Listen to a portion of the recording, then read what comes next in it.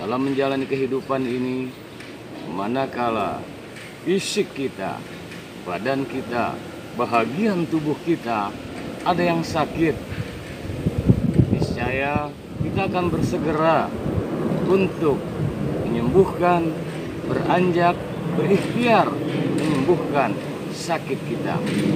Katakan mata kita yang sakit, telinga kita, tangan, kaki, baik bagian tubuh luar maupun bagian tubuh dalam. Jika ada yang terasa tidak nyaman, bersegera kita untuk bisa beranjak, berobat, menyembuhkan dari rasa sakit yang kita alami. Bagus, memang itu dianjurkan.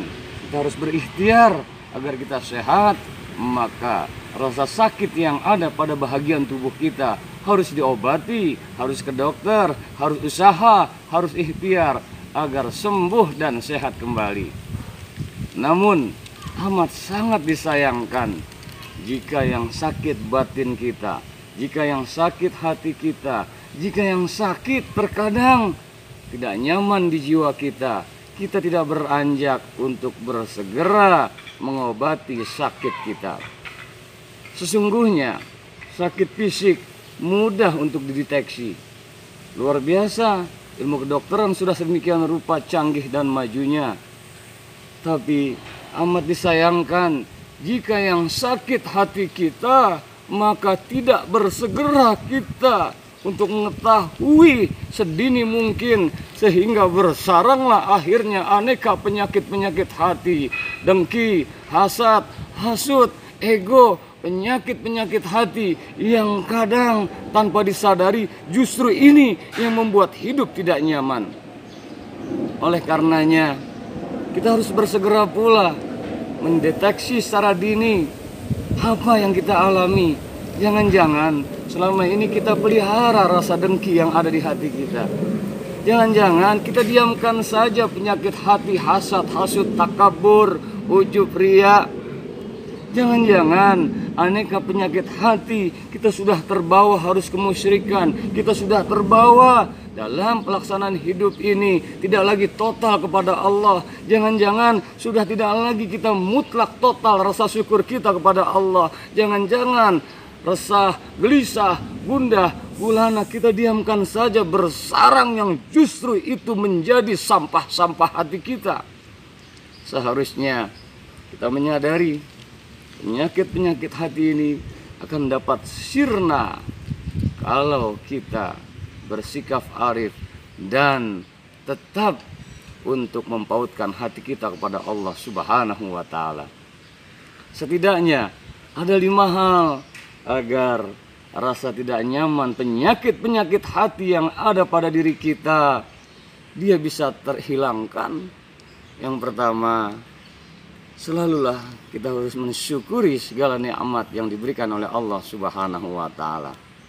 Yang kedua, kita harus memperbanyak istighfar pada Allah Subhanahu wa Ta'ala. Yang ketiga, kita harus senantiasa muhasabah, introspeksi mengenai hidup kita. Yang keempat, kita harus ridho di dalam menerima segala ketetapan Allah Subhanahu wa Ta'ala. Yang kelima, ikhlas harus menjadi jiwa keseharian kita.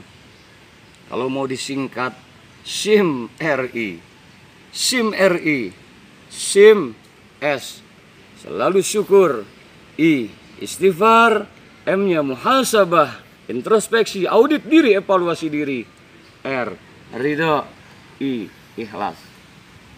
Akan hilang penyakit hati kalau kita senantiasa mensyukuri nikmat Allah Subhanahu wa Ta'ala.